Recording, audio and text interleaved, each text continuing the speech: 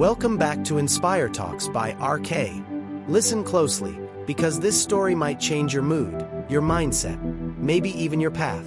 Title: The Woman Who Learned to Breathe Again. There was a woman named Elena Marquez, a soft-spoken soul from Lisbon, Portugal. A soul who once believed she could handle anything. She was the kind of woman who remembered everyone's birthdays, who checked on her friends at 2 a.m., who made coffee for her co-workers when they were tired, who gave pieces of her heart away, without keeping any for herself. Life has a way of crushing people like her. Not all at once, but slowly, quietly, invisibly. Her marriage ended. Her job became unbearable. Her father fell sick. Her bills piled up. And the world she carried so bravely began to collapse on her shoulders. But the worst part, she didn't tell anyone. Not her mother, not her friends, not even herself. She kept saying, "I'm fine. I just need to get through this week." But weeks became months, and months became the slow drowning of her spirit. One night, Elena sat on the edge of her bed, with the city lights blinking outside her window, and she whispered a question that scared her. Why am I still trying? Her hands trembled. Her heartbeat felt confused. Her breath felt too short. She wasn't trying to die. She was just tired of surviving. The kind of tired no sleep can fix. The kind of pain no medicine can treat. The kind of loneliness no people can fill. She pressed her palm to her chest and murmured, "When did I stop being me?" But her heart, swollen with silence and overdue tears, had no answer. The next morning, Elena forced herself to leave the house. She ended up at a small old marketplace near the sea, a place tourists loved, but locals forgot existed. Wandering aimlessly, she stopped at a wooden stall filled with hand-painted ceramic pieces. Bowls, plates, broken fragments reshaped into art. The old man behind the stall, with salt-white hair and ocean-blue eyes, looked at her with a softness she didn't understand. "You look like someone who hasn't breathed in a long time," he said gently. Elena blinked. How did you know?" He smiled. "I fix broken things for a living. I know the look." He picked up a bowl, cracked in several places but repaired with golden lines. It was stunning. "This is kintsugi," he explained. "It means broken things become more beautiful when repaired with truth." Elena ran her fingertips along the golden lines and whispered, "But I don't feel reparable." The old man shook his head. "No one feels reparable when they're in the middle of breaking." Those words hit her like a tidal wave she had been trying to outrun for months. 4.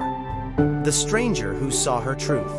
The old man introduced himself as Arturo Silva, a ceramic artist who believed every broken thing deserved another life. "Do you know the biggest mistake broken people make?" he asked. Elena looked at him, exhausted. "What?" "They hide their cracks, when their cracks are the only reason they can shine again." He invited her to sit with him for a while, and for the first time in months, Elena talked.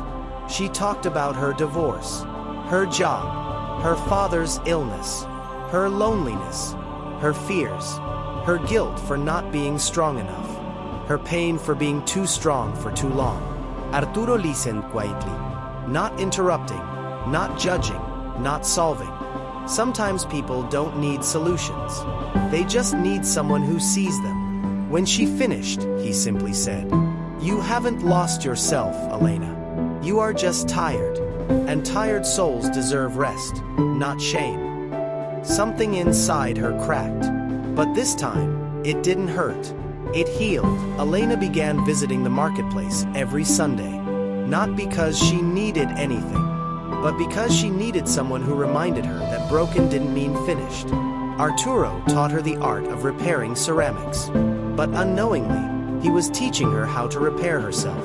She learned that small steps are still steps, that tears aren't weakness, that rest isn't failure, that self-love isn't selfish, that healing doesn't look like sunshine, it looks like showing up, even when it rains.